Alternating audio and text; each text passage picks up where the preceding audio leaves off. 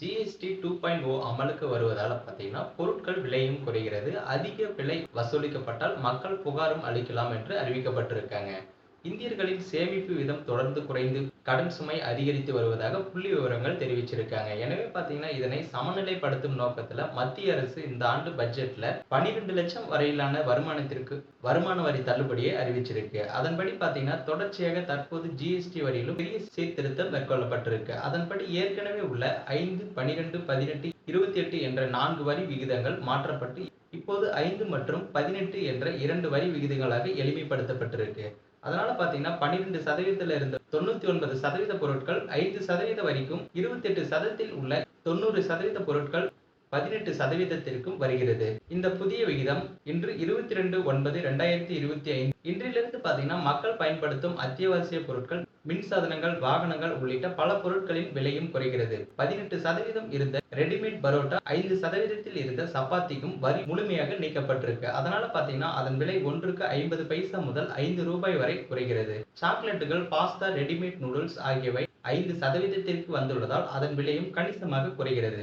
பன்னீருக்கு இருந்த 5% வரி முற்றிலும் நீக்கப்பட்டுள்ளதால் 1 கிலோ பன்னீரின் விலை ரூபாய் 300 இருந்தால் ரூபாய் 15 குறைந்துவிடும். அதேபோல் நெய், வெண்ணெய் போன்ற பொருட்களுக்கு இருந்த 12% வரி 5ஆக குறைக்கப்பட்டுள்ளதால் அதன் விலையும் குறைகிறது. உதாரணமாக 1 கிலோ நெய், வெண்ணெய் 600 விற்பனை செய்யப்பட்டால் ரூபாய் 40 குறைந்து ரூபாய் 560ற்கும் விற்கப்படும் எனவும் கூறியிருக்காங்க. உலர்பழங்கள், நொறுக்கு தீனி மீதான ஜிஎஸ்டி 12%த்தில் இருந்து 5%த்திற்கு வந்துவிட்டால் விலை குறைக்கப்பட்டுள்ளது. மக்களின் வீட்டு உபயோகப் பொருட்கள், ஏசி, பிரிட்ஜ், வாஷிங் மெஷின், 32 இன்ச்சுக்கு மேல் உள்ள டிவிக்கள், டிஷ்வாஷ் ஆகியவை 28%த்தில் இருந்து 18% வரிக்குள் வந்துவிட்டது.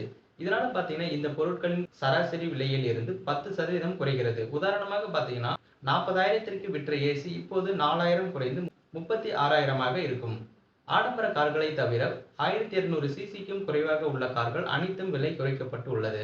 அதன் வரி 28%த்தில் இருந்து 18%மாக குறைக்கப்பட்டு உள்ளதால் அதன் விலைக்கு ஏற்ப விலையும் குறைகிறது. அதாவது பார்த்தீங்கன்னா, 65,000 முதல் 3 லட்சம் வரை கார் விலையும் குறைகிறது.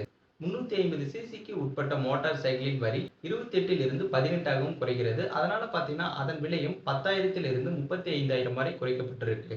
மின்சார வாகனங்களுக்கு ஏற்கனவே இருந்த 5% வரி தற்போதும் தொடர்வதால் அதில் எந்த மாற்றமும் இல்லை. மருத்துவ உபகரணங்கள், தெர்மோமீட்டர், நோய் கண்டறியும் கருவிகள், இரத்த சர்க்கரை கண்டறியும் கருவிகள், சில மருந்துகள், மாத்திரைகள் ஆகியவை 18 மற்றும் 28%த்தில் இருந்து 5%மாக குறைக்கப்பட்டுள்ளதால் அதன் விலையிலும் நல்ல மாற்றம் ஒன்று ஏற்படும். மக்கள் பயன்படுத்தும் மூக்கு கண்ணாடிகள், லென்சுகள் ஆகியவை 28%த்தில் இருந்து 5%த்திற்கு வந்திருப்பதால பார்த்தீங்கன்னா, பெரிய விலை வீழ்ச்சி ஏற்பட்டிருக்கு. ரூபாய்க்கு 1000 விற்ற பொருட்கள் பார்த்தீங்கன்னா, அதன் விலை சராசரியாக 25% அளவுக்கும் குறைந்திருக்கு. அதாவது பார்த்தீங்கன்னா, ரூபாய்க்கு வித்த பொருளோட விலை தற்போது 750ஆக குறைஞ்சிருக்கு.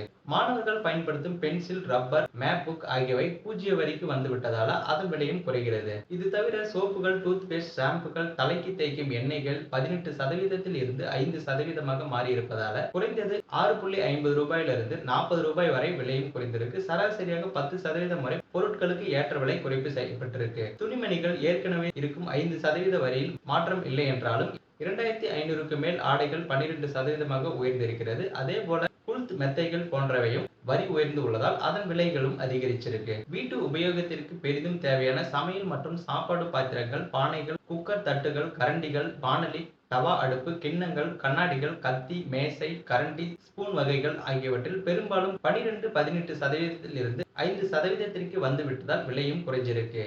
சைக்கிள்கள் 12, 18%த்தில் இருந்து 5%த்திற்கு வந்துவிட்டதால சராசரியாக ஒரு சைக்கிளுக்கு விலை 1000 முதல் 3,500 வரை விலையும் குறைந்திருக்கு. கட்டுமான பொருட்களான சிமெண்ட் வரி 28ல் இருந்து 18ஆக மாறியிருப்பதால மூட்டைக்கு 40 வரை குறைகிறது. அதே நேரத்துல கம்பிகள் ஏற்கனவே இருக்கும் 18%த்தில் இருப்பதால அதன் விலையில் மாற்றம் ஏதும் இல்லை.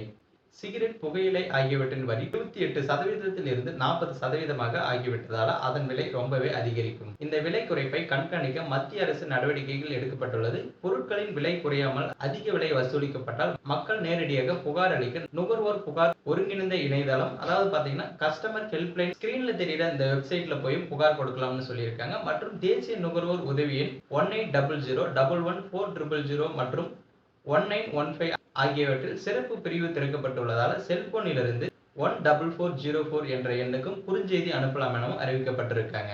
ஸோ நம்ம கொடுத்திருக்கிற தகவல் எல்லாருக்கும் புரியும்படி இருந்திருக்கும்னு நினைக்கிறேன். மேலும் இது போன்ற வீடியோக்களை உடனுக்குடன் தெரிஞ்சுக்க மறக்காம நமது சேனலை சப்ஸ்கிரைப் பண்ணுங்க. இந்த வீடியோ உங்களுக்கு பயனுள்ளதாக இருந்தா மற்றவங்களுக்கும் ஷேர் பண்ணுங்க.